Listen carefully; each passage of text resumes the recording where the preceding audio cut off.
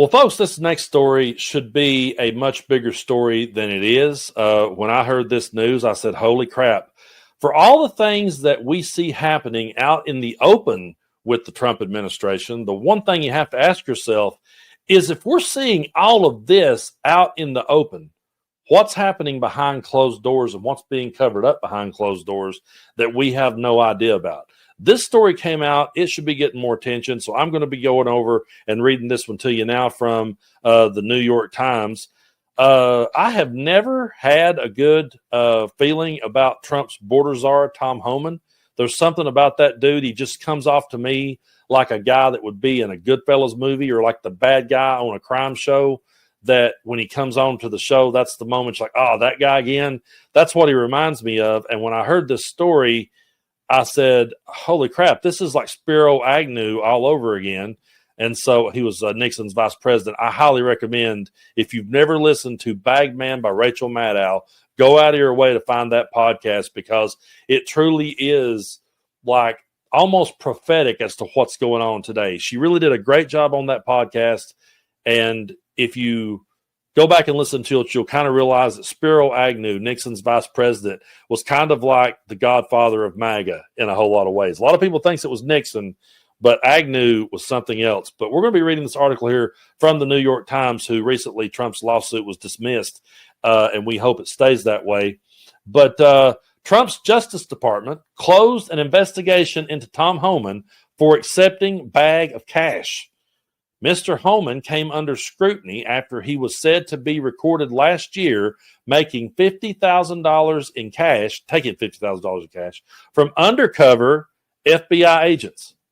Folks, the mainstream media is failing us miserably, because I'm sure they'll just gloss over stuff like this. But in any other era, this should be the mainstream breaking story on every channel. So, Tom Homan, who was later named Donald Trump's border czar, was recorded in September of 2024, accepting a bag with $50,000 in cash in an undercover FBI investigation, according to people familiar with the case, which was later shut down by Trump administration officials. The cash payment, which was made inside a bag from the food chain Cava, I guess they say that, grew out of a long-running counterintelligence investigation that had not been targeting Mr. Homan, according to the people who spoke on the condition to describe the case.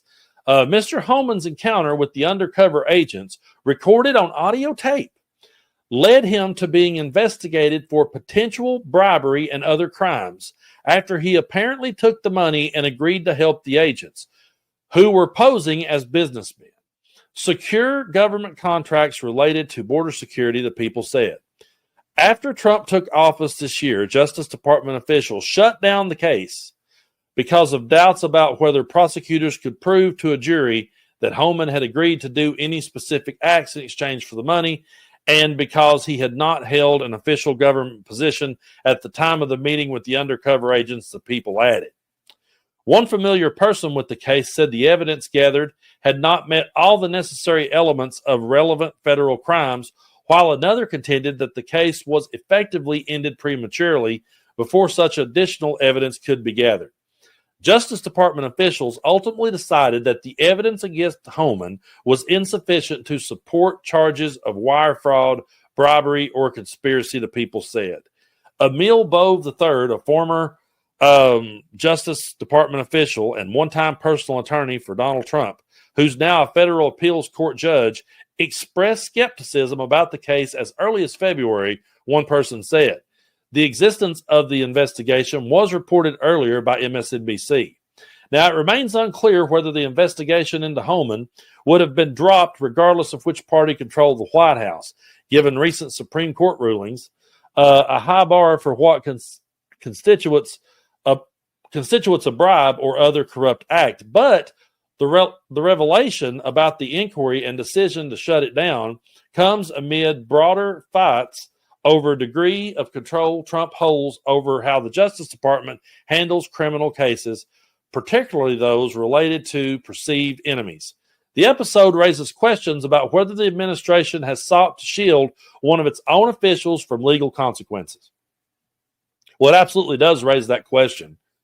And we have seen them try to dodge legal consequences for years. So there's no shocker there. And whether Homan's actions were considered by the White House when he was appointed to his government role. Kash Patel, the FBI director, and Todd Blanche, the deputy attorney general, said in a statement Saturday that the investigation was subjected to full review by FBI agents and the Justice Department prosecutors. They found no credible evidence of any criminal wrongdoing. That's coming from Kash Patel, who used to be a podcaster, who said that the reason they were holding back the Epstein files is because of who was on the list, and now he's holding back the Epstein files because of who's on the list. Just wanted to throw that out there. They added that the Justice Department must remain focused on real threats to the American people, not baseless investigations. As a result, the investigation has been closed. Abigail Jackson, a White House spokeswoman, called the Homan case a blatantly political investigation. Aren't they always call that? No matter what happens, again, will there ever be a time where we have an investigation and they say, oh yeah, you got us? It's always going to be them accusing a political hit job. It's always going to be them blaming the radical left. How the hell will we ever get past any of this? And she's also said that it showed that the Biden administration was using its resources to target Trump's allies rather than investigate real criminals and millions of illegal aliens who flooded our country. Ms. Jackson added that Homan had not been involved with any contract award decisions, calling him a lifelong public servant who's doing a phenomenal job on behalf of Donald Trump and the country.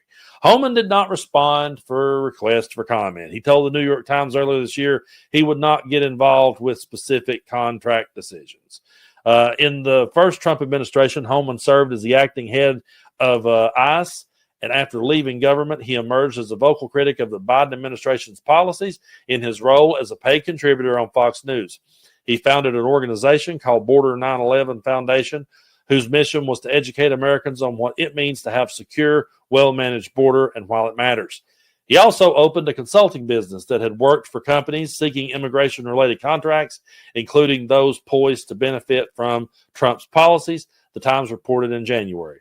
At one point, he was paid between $100,000 and $150,000 to lobby in Texas for Fisher Industries, a construction firm that was last secured a $225 million contract with the state to build a section of the border wall.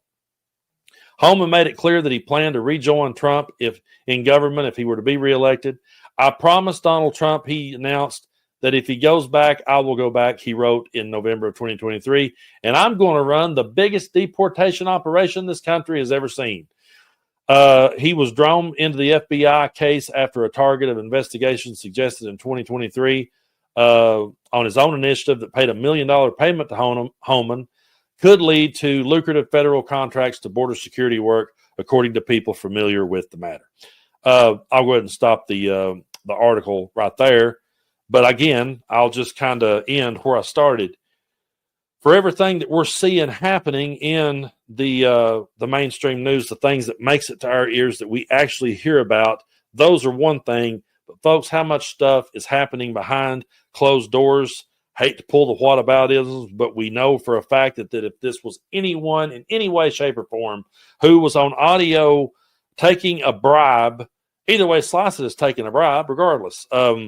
But if they were caught that way, MAGA would be exploding right now with calls for that person to be removed and calls for the Democratic president to be impeached. But folks, this is getting to where this is all just business as usual for them. This is just what they're doing. This is just what they're going for. They're not holding back. They don't give a shit. And we truly do just have to continue to cover these stories, bring them out, bring them to people's attention. I appreciate everyone that listens to me here on the channel. I've had a lot of people say, Brando, I want to speak up. I can't speak out, but I can't start a YouTube channel, or I don't, want to start a YouTube channel or a podcast. You don't have to. And I understand that when you're at work, a lot of times you have to keep your mouth shut to keep your job. I totally get that. But I know that you do have reasonable people in your life, or you have people in your life that, I think everybody deep down has a voice of reason. I think we all do. And so you can pass around stories to people you're talking with. You can share the links. You can share the videos. You can get the conversation started. And if enough people will start the conversation that way, then more people will be able to bring it into the mainstream and talk about it. That's one thing that I would recommend, and one thing that I always say is, if nothing else, just share this video with someone and say, hey, did you hear about this story? And I would encourage anyone to go read these stories for themselves. I'm just a guy sitting here reacting to the news, and that's what I'm always going to tell you. I'm going to be truthful about it. I'm not a legal expert. I'm not a lawyer. I listen to legal experts and lawyers to form an opinion. I listen to doctors and scientists to form, to become educated. I started to say to form an opinion, but I don't believe that. I believe if someone gives you a scientific fact, you don't necessarily have an opinion on that. And I think we've lost sight of that in a lot of our discussion. We've allowed people into the platform and onto the national stage that aren't bringing real debates. And if you're dealing in facts and someone's over here, there's no debate to be had over 2 + 2 = 4. There's no debate there. And also, I would like to point this out. Muhammad Ali, I consider him to be the greatest boxer of all time. And he fought the greatest boxers of his era. And that's what everyone does, no matter what sport they play. They play the best that their era has to offer. So Muhammad Ali, knocked out a whole lot of people. He fought the best.